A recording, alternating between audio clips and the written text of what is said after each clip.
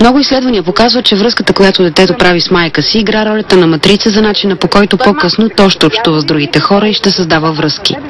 Постоянната нежност и вниманието, което получава от майка си, са направили малката Мария доволно и любопитно дете.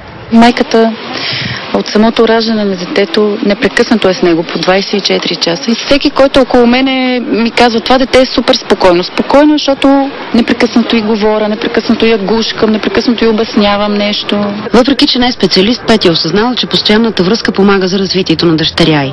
Точно липсата на постоянната грижа от един човек води до забавяне на емоционалното, психическото, а дори и физическото развитие на децата в институции. Съвсем скоро се срещах, ние като организация работим с приемни семейства, работим с деца и семейства в трудност. Детенце на 3 години взето от дом и настанено в приемно семейство. И майката споделяше колко е било трудно, не е очаквала, че ще й трябва количка, защото детето, когато ходи, пада. Не може да говори.